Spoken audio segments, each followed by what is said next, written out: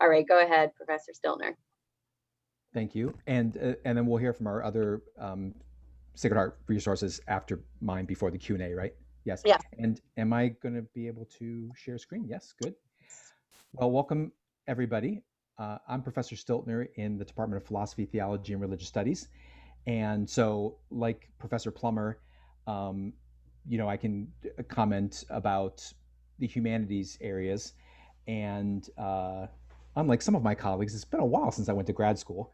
Um, but uh, all of us professors are involved year by year in counseling and mentoring and advising and giving our students advice for how to think about grad school and other postgraduate options and how to be a strong candidate for any of those.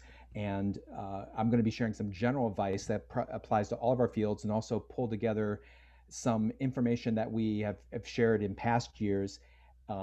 Since 2015, Patty Moran and I and other whoever has been her other staff in the past couple of years has been Corey Stokes in the Professional Development Center have presented this version programming, all of a little bit different format, but usually 1 to 3 events every fall around how to research and apply for grad schools. Some and and one of the very effective things has been opportunities to kind of hear from other faculty um, about general advice and more particularly tailored advice.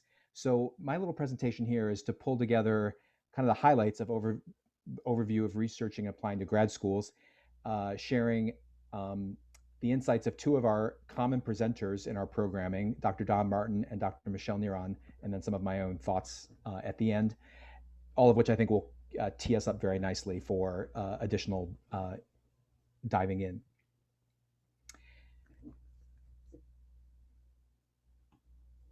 So Don Martin is someone that we only had speak for the first time last year, and he did a session around this time last year, and we had about 50 students hear him. So because I'm kind of going to be plagiarizing but crediting his ideas, these are not my ideas.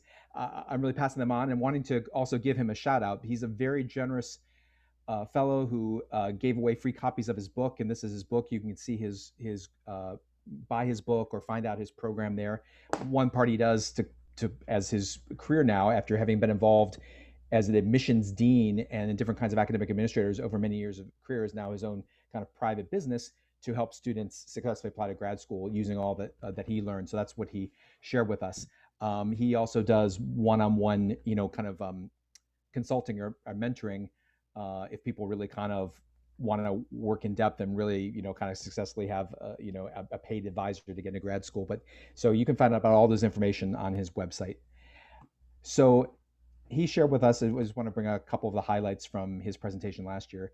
3 major myths about graduate school. We might think it's not affordable, my grades aren't good enough, or I can't get into a top school. And the basic idea here is that all of these and other obstacles are surmountable if you do your research and explore your resources. There are all kinds of internal and external grants, scholarships for one to apply for, jobs in many of the kinds of science and many other fields. There may be research opportunities that partly pay for your grad school, and you need to research what's there and ask. And that was one kind of thing that ran through all of his things. Ask a lot of questions, talk to a lot of people. Also, you have to be realistic, about what you would be a good candidate for, but don't sell yourself short. Don't think, well, I only have to kind of stay local, or I don't know, I could never get into Harvard. You don't know that. So you need, and that's where talking with your professors helps you kind of get a sense of like what are good areas in your field and how you would be a good candidate for places. And one part of all this advice is to take any of your weaknesses and explain them, with ways that you grew or changed. Just as you already heard when you were applying to college, it's less about are you the perfect candidate, but how you show you're on a path of growth and improving yourself. The major mistake that prospective applicants make, Dr. Martin said, was not doing enough research before they apply. So this would be this step would be something that you're making an investment in, spending a next 1 to 6 years of your life doing, depending on the graduate program or arc you're on, and will play a major role in um, your trajectory after that. So it's worth really investing the time in doing your research. Um, and he talked about, and this is the kind of things that he would present in his book, making a spreadsheet, an Excel spreadsheet or something like that for yourself with things you're looking for, all the kinds of schools you might look at.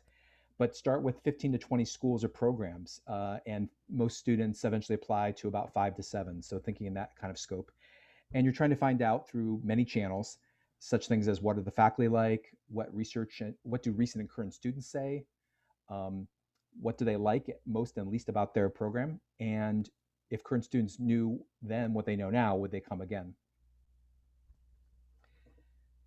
So some big ideas for finding the right program. Um, Rankings and prestige are a resource for thinking about what kind of school or particular program you may want to go to, but they shouldn't be, the foundation of your research.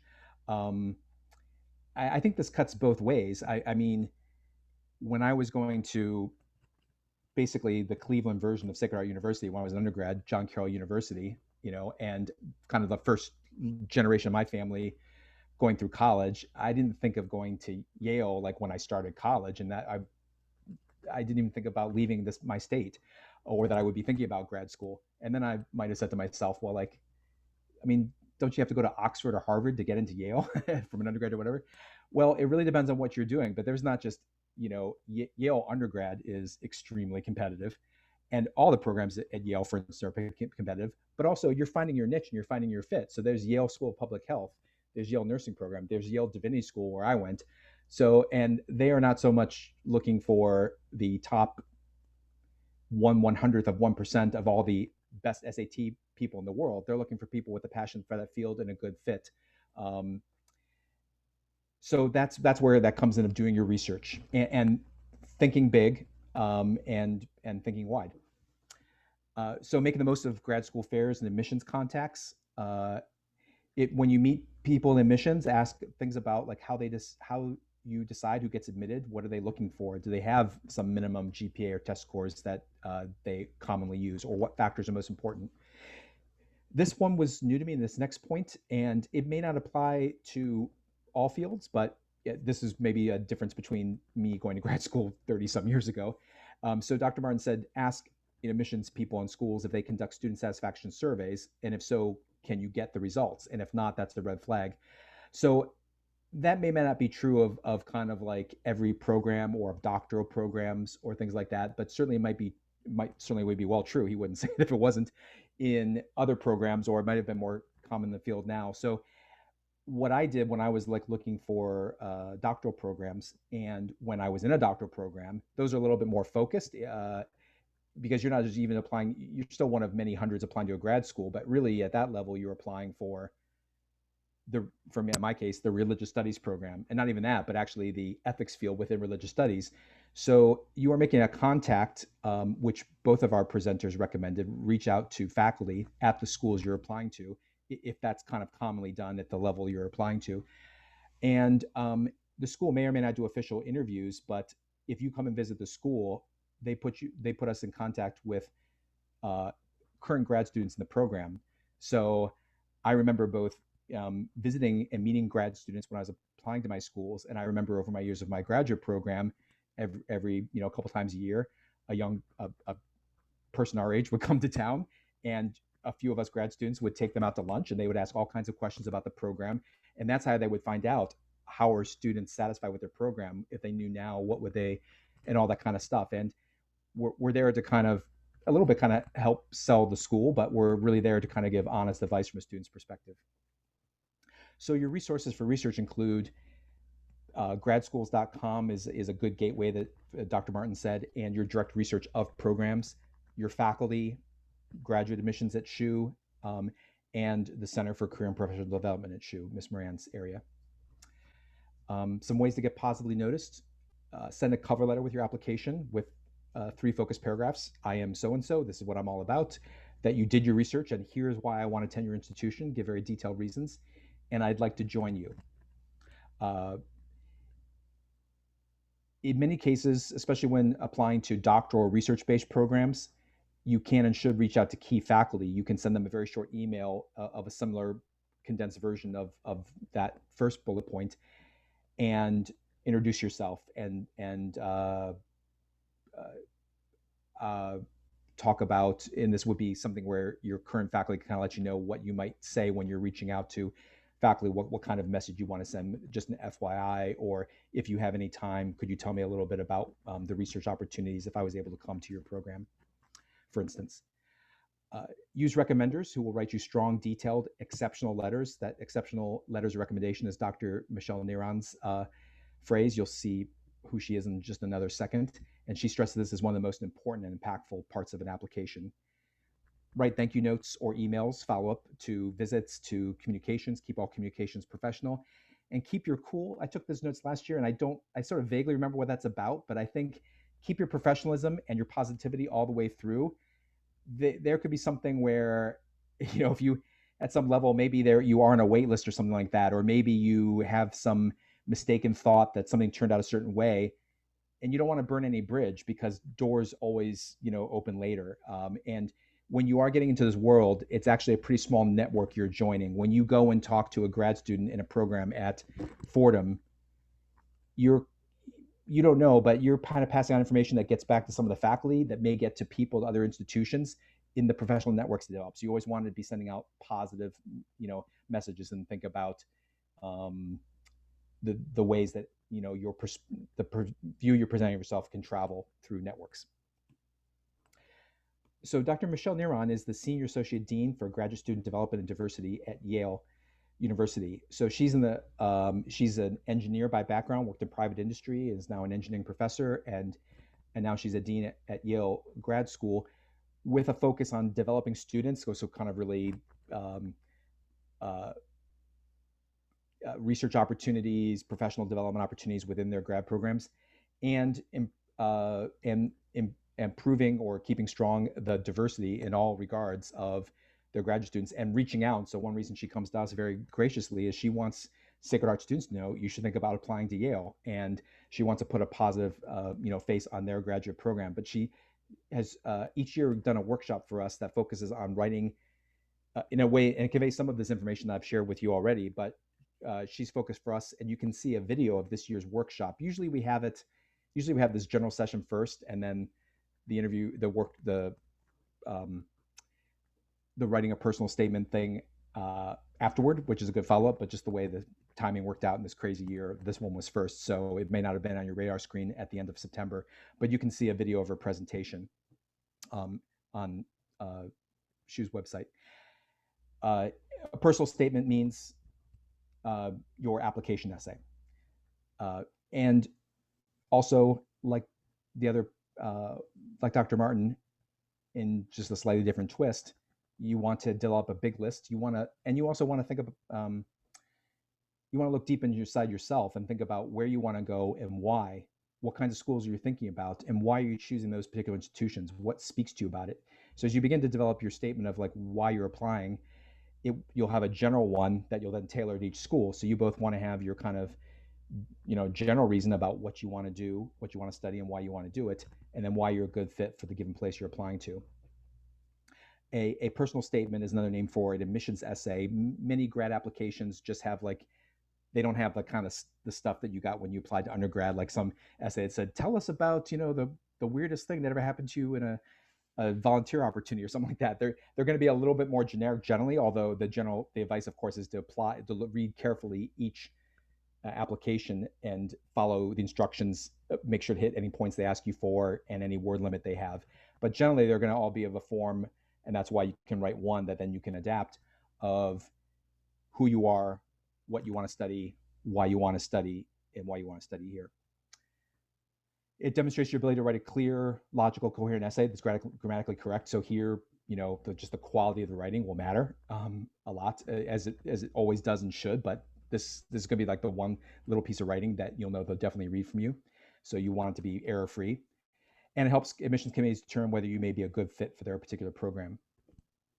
So as you get ready to write that, and as you've done your research, think about what are your specific qualifications, what's special, unique, or impressive about your life story, and go through all your research and volunteer experiences, noting what's compelling about each, like which, how do you get specific, um, unique and distinctive anecdotes or experience or skills that you can draw out of those experiences to demonstrate the, the statements you're making. One thing Dr. Nira mentions that some graduate school application processes have now is a separate statement called, sometimes called a diversity statement, which doesn't just mean that you are, um, that you talk about being a diverse in a certain kind of demographic way if you are, but you just talk, it's a chance to kind of talk about anything that wouldn't normally fit into this kind of situation. That gives you maybe a little bit chance to say something that you want and think it's relevant for the admissions people to know, that relates to being special, unique, or impressive about your life story, or any particular obstacles you overcame, or things like that. Um, General tips, especially the tips for writing, is kind of what we always hear about all kinds of writing things. But that last one I bolded, and she stressed this: staying upbeat when addressing weaknesses. So if you did have a rough year or a rough course, or had to retake a course or something, you briefly, and you need to address it. You briefly explain it, and you explain what you learned from it and how you improved from it. And then some final thoughts, um, which build us toward the other colleagues that we've invited here today that would introduce themselves earlier. So make use of your faculty. And this is good whether you're here as a first year, a sophomore, or senior. This is something that you can do all through your time. And this includes things like take challenging classes, take upper level and smaller classes, take all the full-time professors in your department. I know, and that seems kind of commonsensical, but in some areas here at Sacred Heart, it might sometimes be a little harder if you have a schedule where you've been, or for certain kinds of students, if you've been taking a lot of online or evening classes, or you're a part-time student, or if there are just it's a very large department and there are a lot of adjunct faculty who are excellent. And actually talking to those adjunct faculty who a lot of times are still in graduate programs or recently out of them, don't overlook them as well as resources for you. But since the full-time professors are the ones whose kind of names are on the website, who are kind of like the people most likely who at another program will be the known name to that program, you want to make sure you have experiences with all or most of those full-time professors, definitely in the areas that relate to what you want to study. Do more work than is required of you. Don't just do the minimum. It's not about good grades as much as good work. And the next three areas are kind of, it would apply to all students, but it kind of just a little bit depends on your subfield. But write research papers, take opportunities to write some long papers and some well-researched papers. Almost every grad program, even a more kind of applied field, is still going to want to see that you can really do research, that you can cite, that you can take original or key research in the field and make a claim about it. And if you're in a humanities type area, you want to do in the doctoral work, you definitely want that. And sometimes part of an application will be a writing sample that might be a 10 to 20 page, substantial paper. See what research projects you can get involved in with your professors. I mean, if you're in something like psychology, that's very much built into your field, and you already know that it's like a key part of doing that. But if you're in an area where research doesn't seem quite as common, like there's not a research seminar, or not everyone does a research project as a capstone with a professor, put this on your radar screen too. Even though I'm in, I'm not going to use an example for fear of flubbing or something like that. Think about that, even if it's not the most common thing in your department. And same thing with internships. In some fields, in health sciences and business, we're very used to that. In humanities, if you're a historian, I will use this example. That may not be so much on your radar screen, but I remember students in history who have done, summer internships in document archives at libraries and things like that. And that really played a really interesting role in developing them, both as what the kind of work and studies they wanted to do and as part of their application essay and profile. Don't overlook languages. Take languages, the ones relevant to your field, or just a language. Not, it depends on the area. Not all grad programs require languages, but I think it's always a great way to show that you are a little bit different than the kind of common college student, as language requirements have become less required these days. go to student conferences and professional conferences, present at the the shoe festival at the end of the spring, but also look for opportunities to present regionally while you're in college, and or go to the professional conferences that don't even normally involve student presentations at all, just to observe them and attend sessions. I was when I was my first year in grad school, so I'm just 1 year after senior year in college, I come out to Yale Divinity School, and the big religion conference is called the American Academy of Religion. It's like the 4 days before Thanksgiving every year. And I wasn't thinking about this yet, although I thought I wanted to go to grad school. So some friends were like, we should take a road trip out and go to the AR. Where is it? It's in Chicago. So we drove from New Haven. We got someone's car that I didn't even think was going to make it. And like three of us drove like all night long. We drove to Chicago. We kind of crashed this conference. I don't think we paid for it, and stuff like that. Nowadays they police the name tags a lot more. But I just like went to these sessions, and I was agog. I was like, this is cool. This is why I would do. That's John Howard Yoder. I like read his book when I was in college. I've like, and here he is 10 feet away from me, and I'm listening to him present something.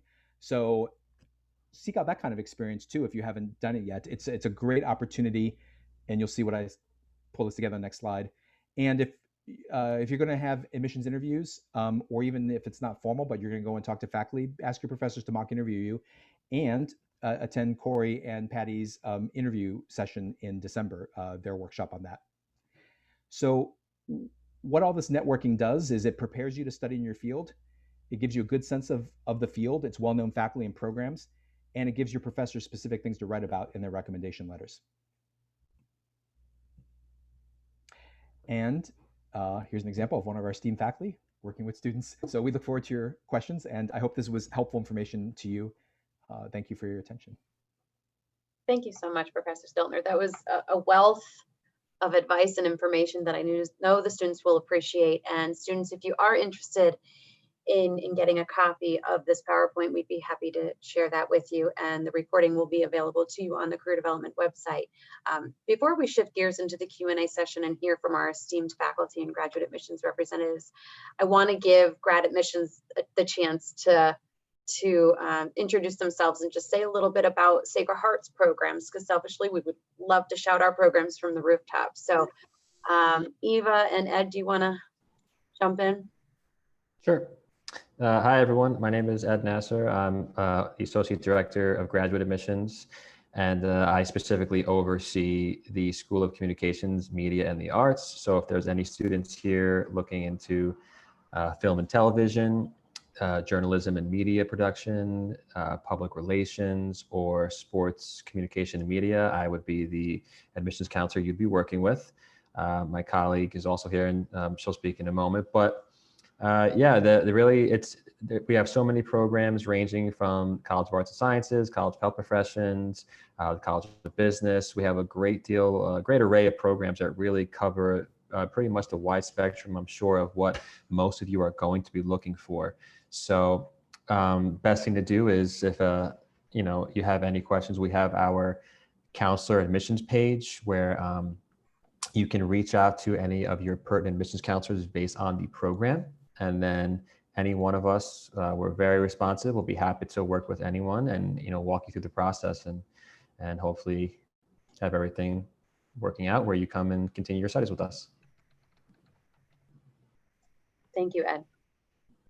Awesome, thanks, Ed. Hi, everyone. I'm Eva Magnuson. I'm Director of Graduate Admissions, and I oversee recruitment to the College of Health Professions. So one thing I do want to mention to all of you is, like Patty said, we would love to keep our Sacred Heart undergrads for our own graduate programs. And we do try to give our own internals some perks through the application process. So that would be waiving application fees, acquiring your Sacred Heart transcript from the registrar free of charge. Sometimes we're able to waive letters of recommendation or different requirements. Again, it depends on the program, but those are opportunities as well. So definitely reach out to us if you have any questions. In the chat, I'm going to link our virtual meeting page. So we're really happy to speak with any of you about our graduate programs here at Sacred Heart. Thank you so much for that. And while I do our very brief spiel about career development, students, please feel free to write in the chat box if you do have a specific interest in mind for grad programs. If you are completely undecided, this is a great session for you. But for those of you who know what you want to get your master's degree in, or you think you know what you want to do, please feel free to throw that in the chat box just to give us a sense of the room. But I'm Patty Moran, and Corey Stokes is somewhere in this sea of faces. We represent the Center for Career and Professional Development. What our role is really just to support you in your journey and your exploration. We're going to push you to have those meetings with faculty and inquire about graduate programs. We're going to push you to get to know your faculty well before you think you need to. We're going to push you to write your personal statement before you even start your application. So we're there really just to be your personal cheerleader. What a lot of you may not know is that career development, we have graduate school prep appointments specific to that. So we can help you develop your personal statement, prepare for that upcoming interview, and pretty much everything in between. So we are a resource to all of you. It's not just for those who are just going from undergrad to a career. It is for those who are pursuing graduate programs. So the next portion is we're just gonna talk to our faculty and our grad admissions representatives about some of the experiences they had, and through their stories, we're hoping that maybe it'll give you a better picture of how to best prepare. But in addition to my questions, please feel free to, in the chat box, write some questions that may be more specific to your interests. So if you have a specific question about how to prepare for an MSW, or one of the SUMA programs, please write that in there. If it's really specific, we will answer those questions via chat and out loud. So just to start us off, I want to talk to faculty a little bit about letters of recommendation. It is something that students ask us so often. What is the proper way of requesting a letter of recommendation? When do I need to do it? How much time do I need to give faculty? And who should I be asking, and how should I be asking? And so I'd love to hear from any of you about your preferred method of getting letters of recommendation requests, and any horror stories you'd like to share with us. One thing I would say about that is that you genuinely want to be asking the question of whether the faculty member can recommend you, rather than just assuming that they will. Because if you're just assuming that they will and they don't feel they can give you a strong recommendation, you don't want to end up with a lukewarm recommendation because they feel cornered into it. So make it a genuine question. Do you feel you can recommend me? And obviously that should be someone that you've worked with enough so that they feel confident that they can. Yeah, there's nothing that will kill your application faster than a kind of like lukewarm, pro forma recommendation. So that's my suggestion. Jumping on what Dr. Ross said, she's so right. I had an advisee. Oftentimes students will go to their advisors, which are great. Like, as an advisor, I want to help all my students as much as I can, but this was a student that I never really had in class. And so what I want to do as a recommender is give specific examples, specific to you. I tailor every single recommendation letter I write. So it's about, this person wrote this paper or did this project, or I just wrote a recommendation letter where I was talking about a student came in on weekends and created her own TV show, and that shows her initiative and drive. So yeah, I can say like they took these classes and they always came prepared and they figured out how to use Spot, but that's not really compelling. That you want somebody who can speak to the specific things that are unique to you. Thank you. Another thing I'd just briefly add is, when you ask a faculty member for a recommendation, it's really, really helpful to them if you can give us your personal statement and your CV. So these are things like I end up emailing students about later, but it's so much easier to write you a good reference the more information that we have. And I also like to meet with students I'm writing for, so I can just get a sense of, why do you even want to go to grad school? I mean, the more convincing you are and the clearer you're able to describe why you actually want this graduate degree, the better reference like your faculty member is going to be able to write you. And I'd like to add one more comment on that. I would say don't think of this letter of recommendation as a task to complete, but really set it as a goal. So as early as you can in a semester or in your undergraduate program, if in your first week of a class, you think, wow, that professor is really somebody I want to be like, or they really seem like they know their stuff or they're important in the university, then set it as a goal. By the end of this semester, I want that professor to know me, to know things about me. And then you work towards that goal the whole term. You make appointments with them, you go to their office hours, you work to become the standout that they're going to need you to be in order to write that reference for you. So set it as a goal too. I love that. Thank you so much. I'm going to ask a question that's in our chat box. Caroline asked for speech pathology specifically. When do you apply for grad school for the 3+2 program, and when is the best time to take the GREs? And then I'm going to further that question and talk a little bit more about the GREs to see, if our graduate admission folks have any advice on graduate testing in general. Sure. So I'm going to take this one. Caroline, you're going to apply for the 3+2 speech language pathology program by August 1st before your third year. So we do have preferential application deadlines for internal students. August 1st is for speech language pathology. So keep that in mind. If you have any other questions, reach out to me directly. I'm happy to map it all out for you with dates and all of that. For the GRE, for this program, for speech language pathology in particular, we do not require a set minimum score report for the GRE. So really, I think whenever you're comfortable taking it, you can. I would do it a little bit closer to the time that you're actually applying for graduate school. If you're a freshman or sophomore, don't worry about that right now. But a little bit closer to graduate school would be an ideal time to think about and prepare for taking the GRE. And just to add to that, so every program, of course, as Eva said, is different. Some programs don't require the GRE, such as the school communications programs. I'm going to drop into the chat right here. I have the quick little link for all the majors and programs, but in this case, you can just choose master's degrees and the entire list of all the programs that we offer. And then if you just click on whatever degree you're looking for, you can see the admissions requirements too, and whether or not the GRE is required. So that can help you out too, because obviously if a program doesn't need it, then you can think about it a little bit more in detail if that's something you want to take or not. Thank you so much, Ed. Gabby hit on a very touchy subject, and I'm glad she asked the question for sure.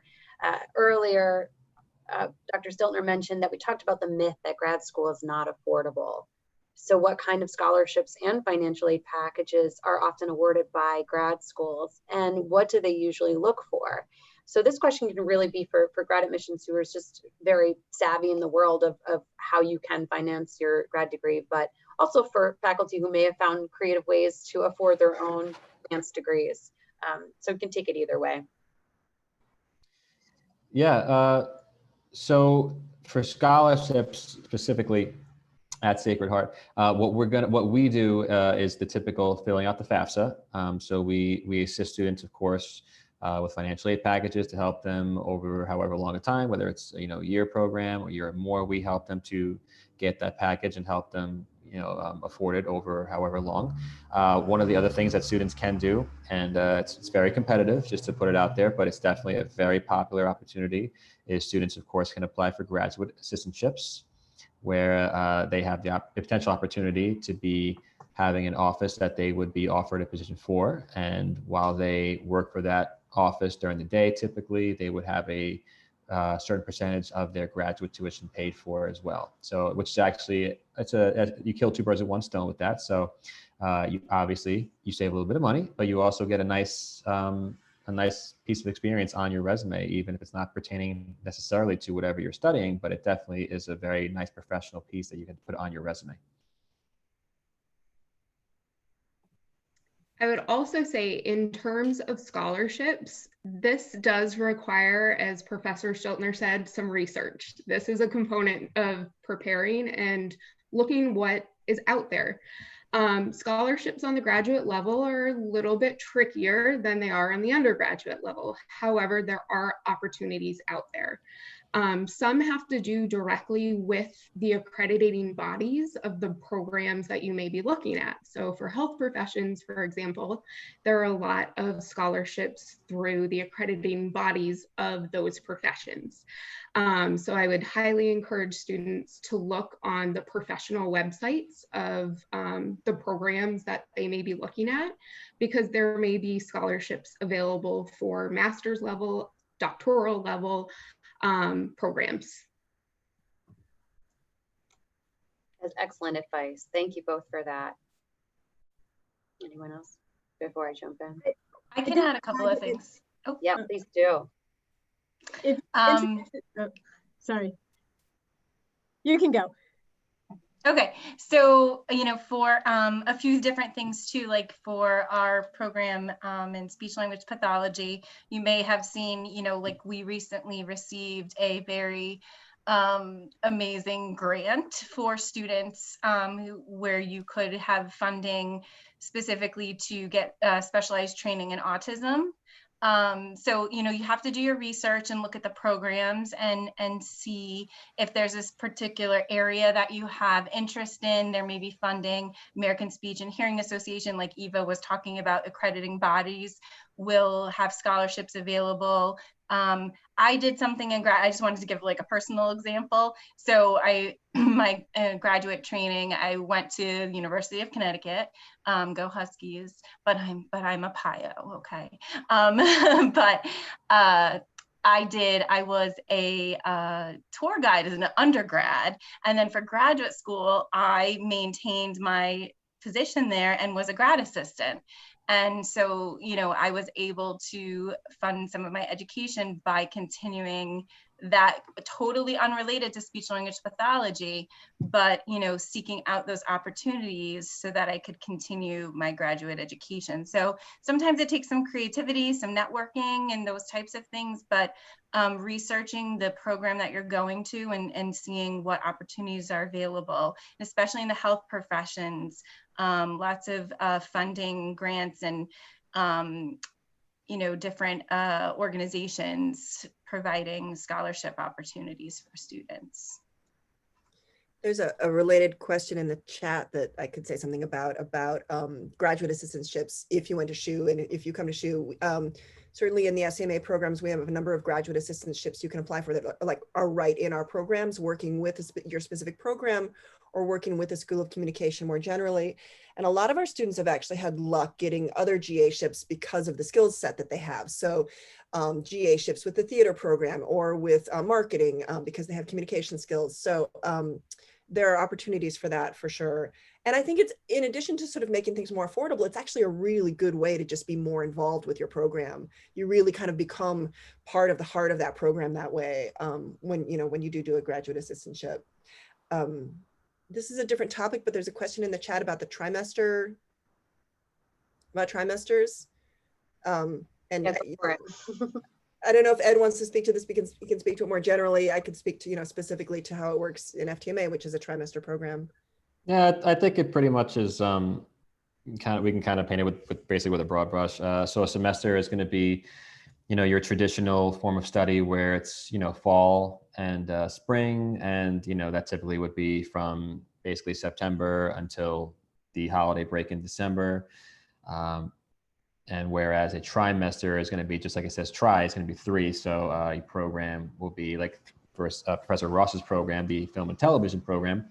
It's going to be a little bit different. So the starting period will be a little bit different than a semester, and the ending period will be a little bit different. In this case, a little bit shorter.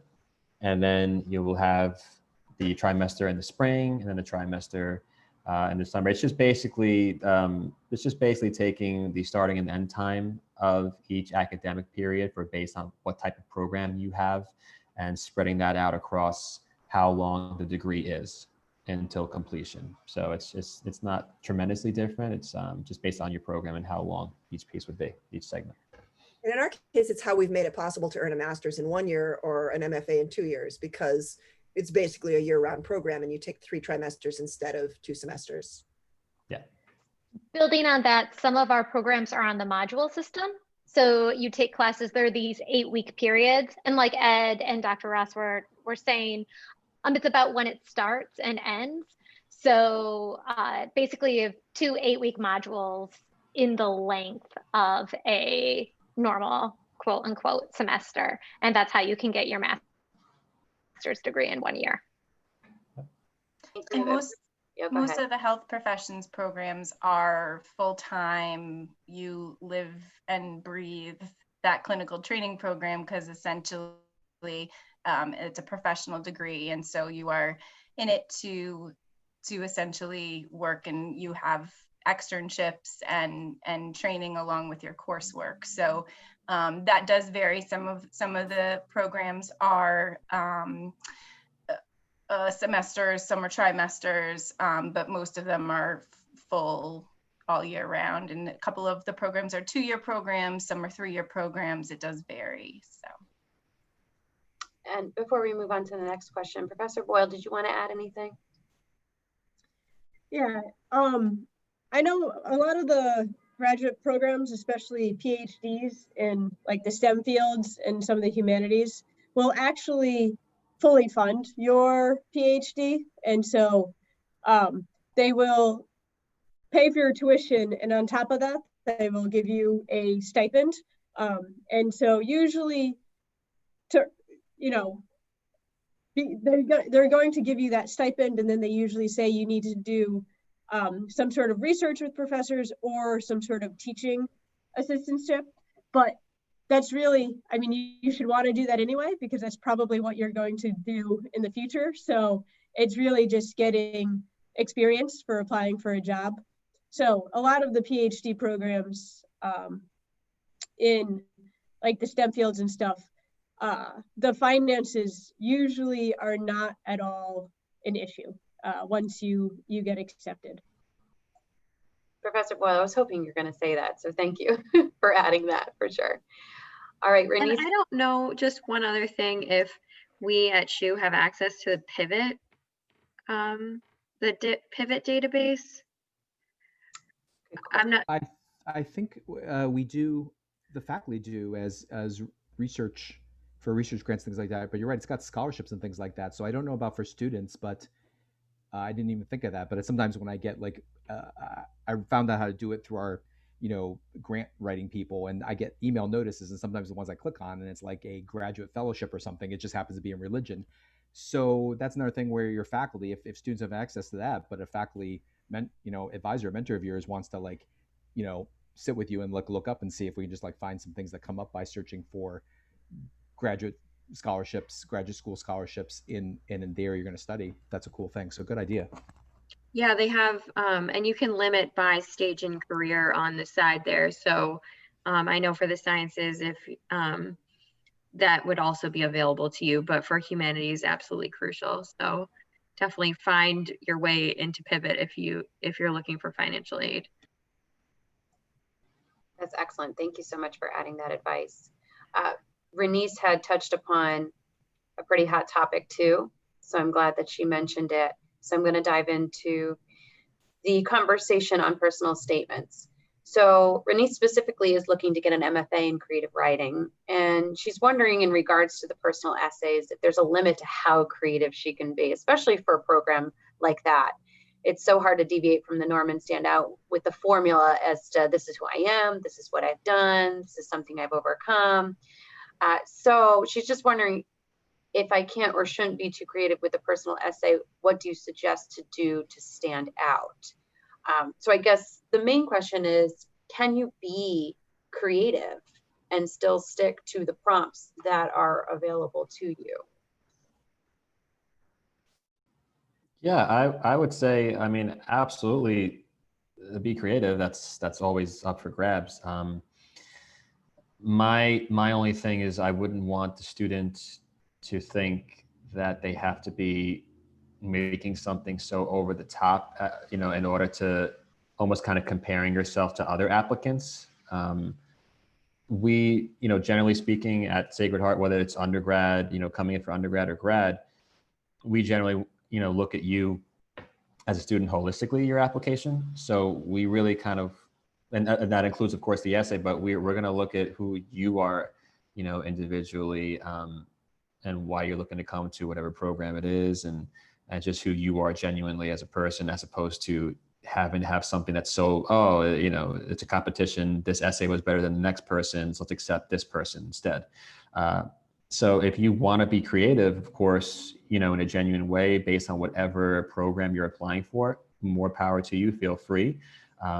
But of course, the essay is also just going to be containing the straightforward questions of, you know, why you're applying to this program, and, you know, what you're looking to get out of it, why it's your passion. So, you know, feel free to kind of combine both of those aspects if you'd like. That's also where the particular instructions for a given school's application combined with advice with faculty in your area can really help, because I totally get that question. And it may be, so for instance, if the programs you're applying for say, you know, we want all students to submit 10 pages of creative writing, or, you know, one up to one essay and 3 poems, you'd have a chance to really put that out there, and then maybe you wouldn't have to worry so much about having a flair in the essay, and in another case, and then also kind of the culture of the field will kind of tell you. So yeah, you know, your creative and your writing professors, your English professors would have a little more sense of like maybe a good strategy to develop in approaching that essay.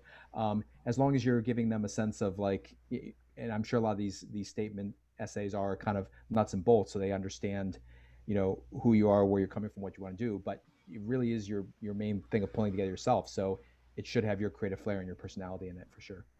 And that, yeah, Professor Stiller, that's actually a great point. I was going to mention, yeah. So look at the program. So based, again, that link that I gave earlier, and if your program happens to require, so for example, Professor Ross's program, the film and television program, one of the required pieces for the application, aside from the personal statement, is actually, you know, a piece of work or some content that can be applied, whether it's photography, a film that they've already worked on, a script or a screenplay that shows their creative work. So yeah, take a look at your program. And if there's anything outside of the general requirement of the general essay, then that could be possibly your gateway into showing that creative something for you. But otherwise, if it is just a pretty straightforward application, you know, 2 letters of recommendation, your resume, personal statement, then just really kind of be whatever you feel is best and that you want to include in that, you know, general, genuine essay.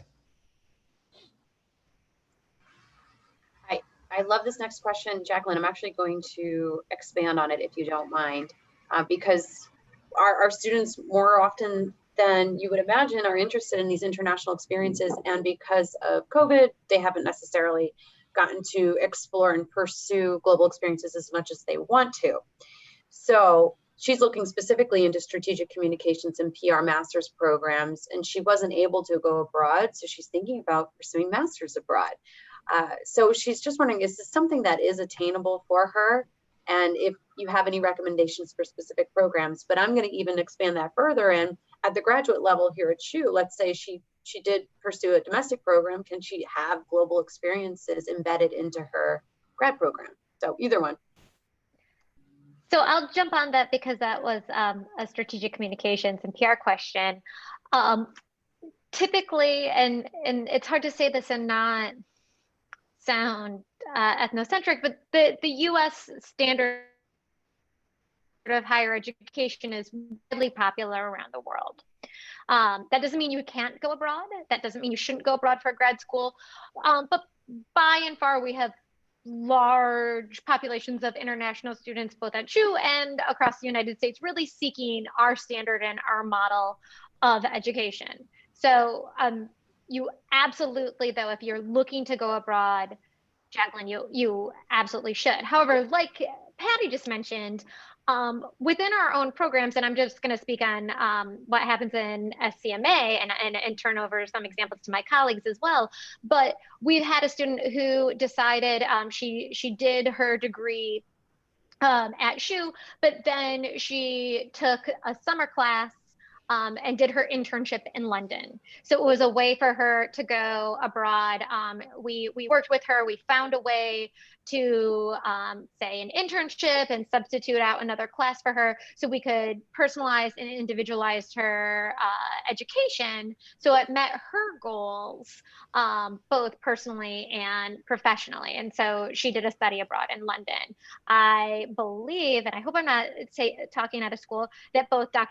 Ross and Dr. Miller have also found wonderful study abroad opportunities for their grad students as well. So I'm going to turn it over to them. Yeah, just in particular, because of the obvious close connection we have with the Sacred Heart programs that are in Ireland and Luxembourg, we've managed to have students at both of those locations. So in Dingle and Luxembourg, I've dealt with the students mostly in Dingle. Professor Ross took a group to Luxembourg. And, there are programs that we've sort of started off. There have been more sort of pilot programs. We've done this a little bit, but, we're very much interested in doing more of that. And we'd love to see actually students entering our program sort of asking to do that, because then we can even build more of that. That's excellent. Thank you. Okay, so I'm going to move on to the next question. And then I'll probably ask a more general question just for the sake of time. So Nicole is wondering specifically about clinical psych programs. She just wants to know what the application process is like, and just to hone in a little bit more on that, is there specific attributes to those applications that she should be aware of that may be different from every other program that we're discussing today? No, so they're actually going to be fairly similar. So when I responded to Nicole, I said, yes, they're basically what Dr. Stiltner presented in his presentation. There aren't any surprises. They don't want you to analyze yourself. They want you to give the same information as just like any other grad program. The one point I just want to go back to, especially for psychologists, my friends and I are still talking about this today, and we're almost 20 years removed from grad school, is the finances. I think when you're talking about doctoral level programs, the one thing that we didn't think about when we were 20 were our expenses. We're like, what's money? We really didn't have a good sense of what that was. So you do want to think about that seriously. And talk to, if you have, I don't know if Patty, you have people you can refer to who have a good business sense, because even differentiating between private loans and government loans is something that my friends are now learning about with repayment programs. Because also like, Bernadette, she talked about from math, yes, for PhD programs, but for a professional clinical program like I was in, I have a PsyD, I'm still paying back my loans. So yes, so these are questions and things that you guys do want to take seriously. So I'm glad you're asking about the finances from that piece. Thank you. And did I answer Nicole's question? With it's standard, it's a general application. Yeah, you did. Thank you so much. Appreciate it. Okay, so this is a question we get often, and we could have split opinions on this one, and that's perfectly fine too. Is it better to pursue a graduate degree right after undergrad, or to wait and get professional experience and then apply to grad school? And I know this could be based on the academic program that you represent, so please feel free to chime in, even if it's specific to your program. I would say, well, I'll start off with my program. So for the School of Communication, we don't require that you have to have work experience. We don't even actually require that a student has to have a degree specifically in that field that they're going into. We welcome students from any bachelor's degree on any field, and if they have experience, all the better. That can only just kind of help them in some way. But it's if a student has the passion and they want to continue right off the bat from undergrad into grad and getting their master's degree, I think it's, stay in that mindset. If that's what you're really geared towards right now, then just kind of flow into it and take charge with that. You'll definitely be thankful later when you're not getting a degree while working full-time or to any capacity, I can tell you that much. So, but yeah, if that's something that's on your mind right now and you're really looking into it, and obviously, in this day and age, master's degrees are becoming very common You know, so it definitely also will help you, or it can't hurt. I should say that. And it comes to, you know, your resume, whatever workforce you're going to be going into, having any possibility of furthering and advancing your career, any promotion. So, I mean, if it's something that is in your field that you feel can benefit and that you're interested in, I would say go for it. But yeah, for school communications, no requirements like that. Thank you for that. Anybody else want to chime in on that before I move on? Go ahead. I would just comment that even if your program doesn't require professional experience, I think part of being in college like trains us to think like we need to keep getting more and more degrees, but do we actually want them or need them, or is that really our path? So at least for the humanities, but I know for a lot of other schools too, it might be good to just actually try working, see what that's like, see if you like it, right? School is very familiar and comfortable, but how do you really know what you actually want to do with your life, right? These are larger questions of discernment and vocation. So I would just encourage people to really think about it. And sometimes thinking about it means trying something else and making sure the program's actually right for you. And actually the most motivated students I knew in graduate school were the ones who came back after working because they knew that was exactly what they wanted to do. It wasn't just kind of like, oh, this looks like a clear path kind of a choice. So I'm so glad you mentioned that, because so often our students believe that their undergraduate degree has to perfectly align with the graduate program that they pursue. But so often it's almost refreshing for faculty and graduate admissions representatives to see a candidate from a program that they don't necessarily tend to get that often. It brings so much value and character to their class. And so I encourage you to think outside the box and to pursue various industries and disciplines that you didn't necessarily think you could because of your undergraduate degree.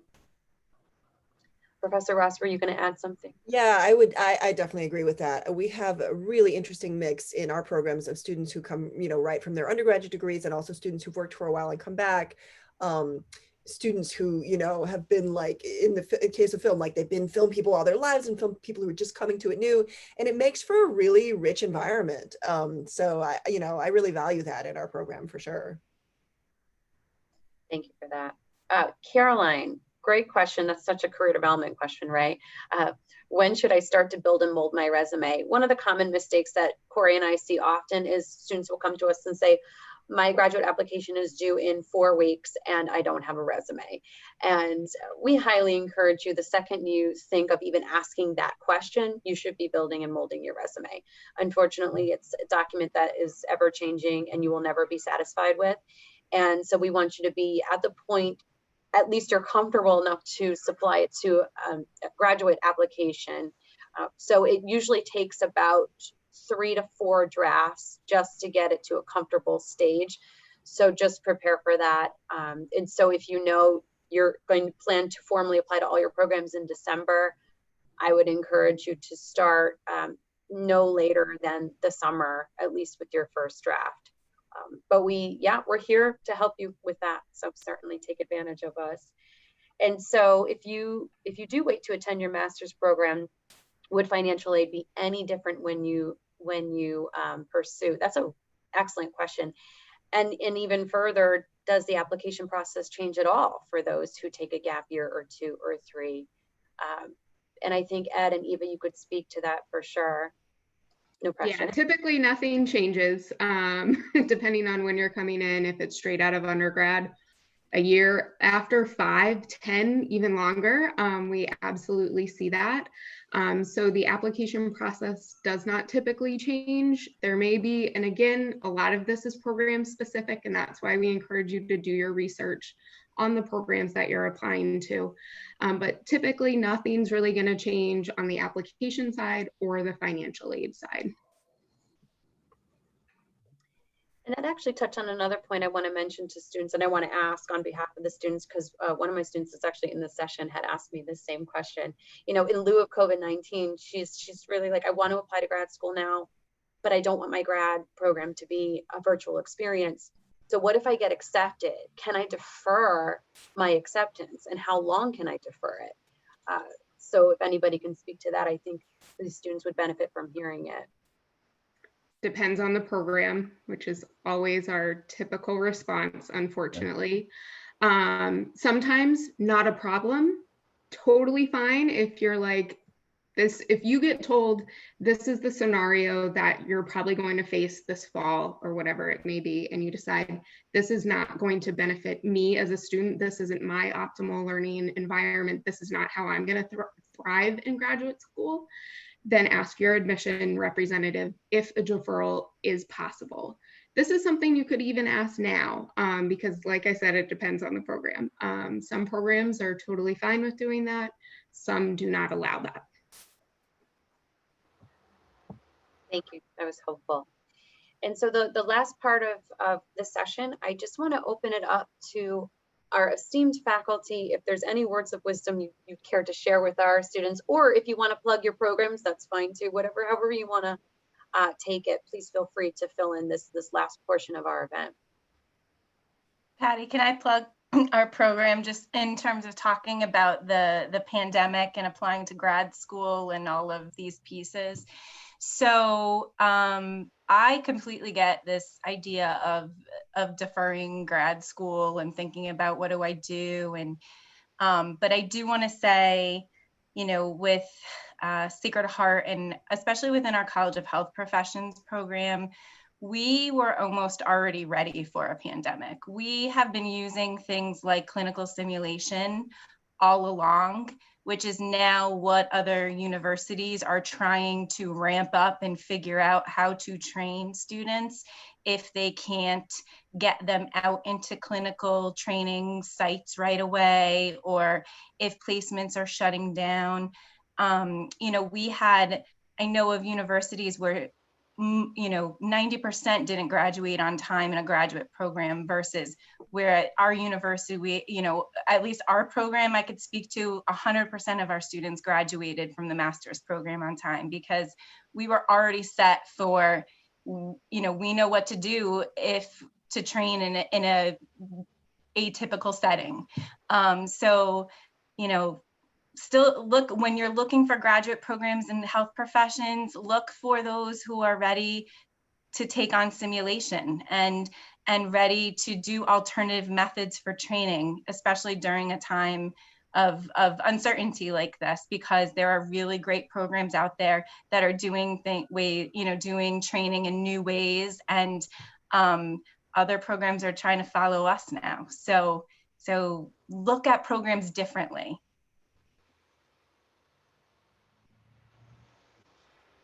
Thank you so much. I would say this was, a big concern for us, given that our programs are really hands-on.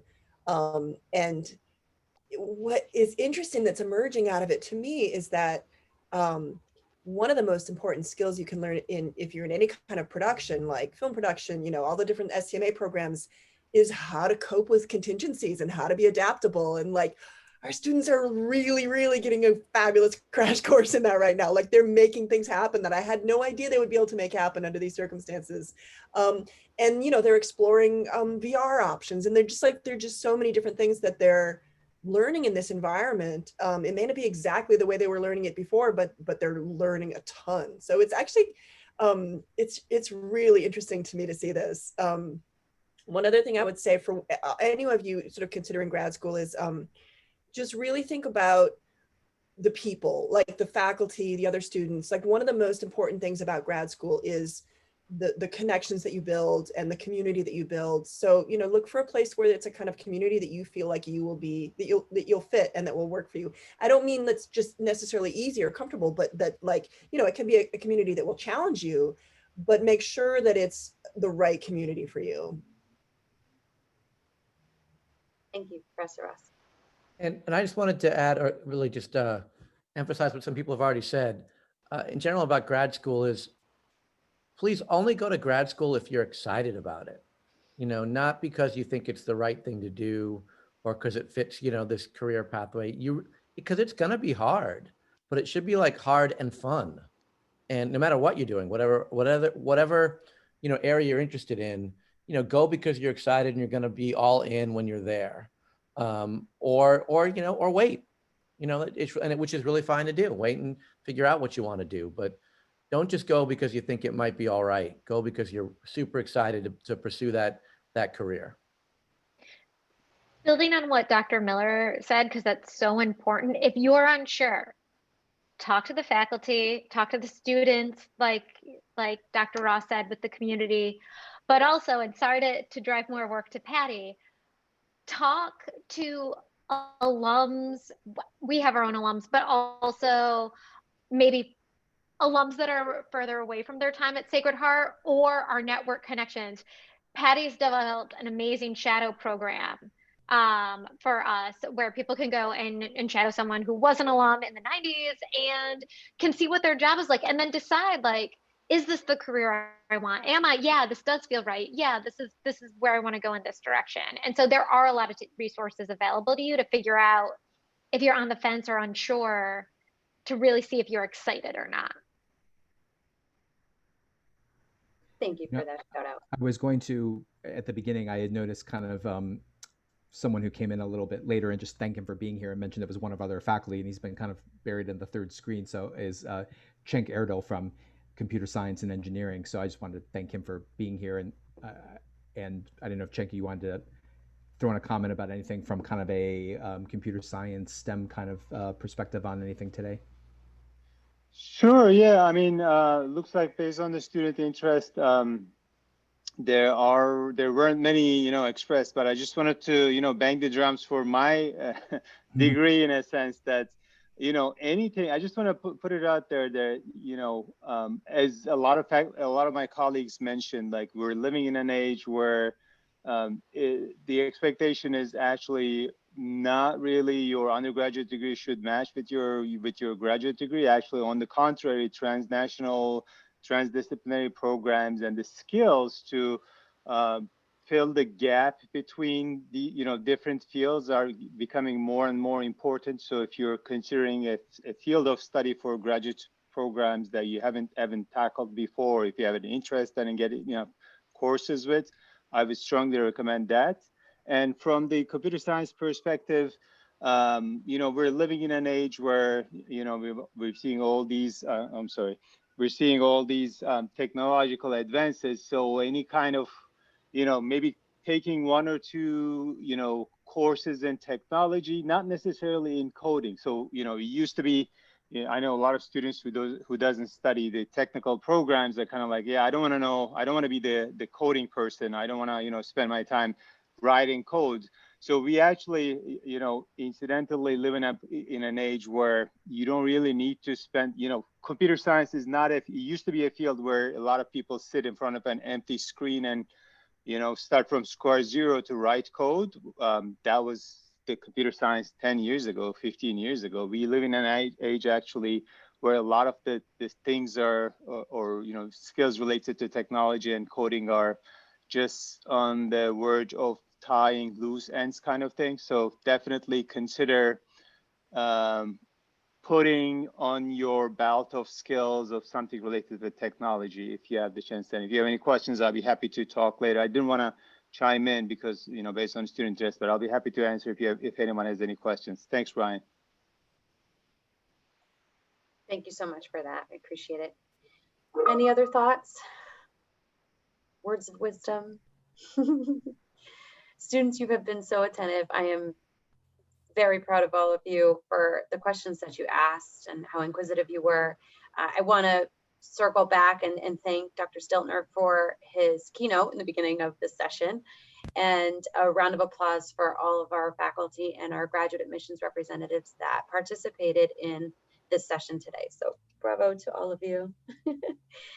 And so I did record the session, and certainly it will be available to you if you need a refresher.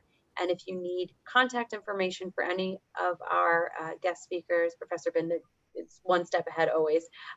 Please feel free to let me know and I can provide their email address, certainly. But I wish you all a wonderful, healthy holiday season and hope to see you all in the Career Development Office soon. So thank you.